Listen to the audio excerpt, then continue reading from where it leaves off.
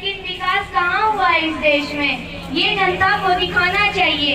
इस सरकार ने विकास के नाम पर देश की सारी चीजें तो बेच दी हैं और ये नेता और हम मोदी जी को जब समझाते हैं कि ये कानून गलत है तो फिर वो कहते हैं कि ये कानून सही है।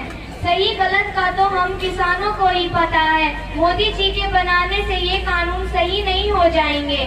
और इस सरकार ने एक ऐसा विकास तो कर दिया जो कि विदेशों में भी पहुंच गया है। हम किसानों को रोडों पर बिठा दिया।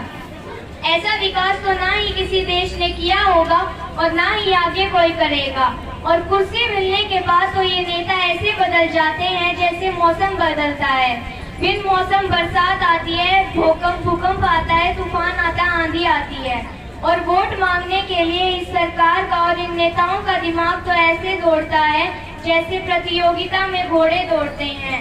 प्यार से बोलना, हाथ जोड़ना, पैर पकड़ना और विकास की बातें करना और गति मिलने के बाद ये सारी बातें ये पानी में बहा देते हैं। और हर जगह बच्चों के साथ अत्याचार हो रहा है तो अत्याचार होते ही इन नेताओं की सबके घरों में भीड़ लग जाती है।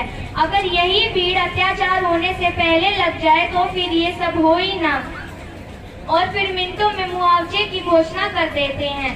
मैं इस सरकार से पूछना चाहती हूँ कि क्या मुआवजे से उनके बच्चे, बेटा या बेटी वापस आ जाएंगे, उनकी रक्षा हो जाएगी। भ्रष्टाचार को खत्म करना तो इस सरकार के बस की बात नहीं है। बीजेपी के आगे से अगर हम झूठ को हटा दें तो फिर इनके पास कुछ भी नहीं बचेगा।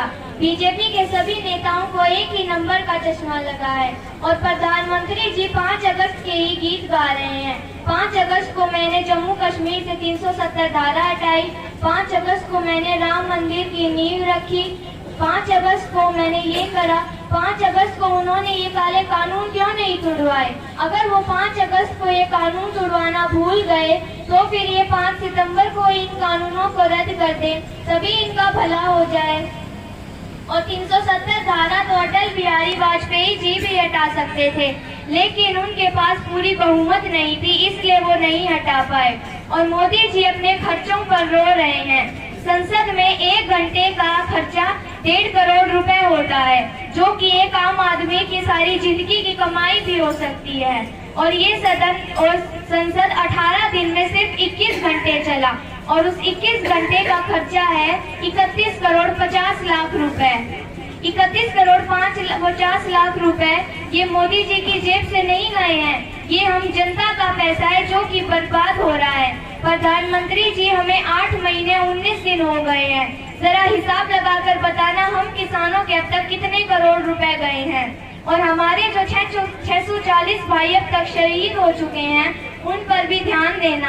हमारे जो भाई शहीद हुए हैं हम उनकी शहीदी को व्यर्थ नहीं जाने देंगे। और प्रधानमंत्री जी 9 अगस्त को सोमवार के दिन दोपहर को वीडियो कॉन्फ्रेंसिंग करके महाराष्ट्र के रत्नागिरी के किसानों से पूछते हैं कि आप लोग आम को कैसे पकाते हो, आपको खेती करने का ख्याल कैसे आया। मैं प्रधानमंत्री से पूछना चाहती हूँ कि आप अपने दिमाग में खिचड़ी कैसे पकाते हो और आपको ये काले कानून बनाने का ख्याल कैसे आया।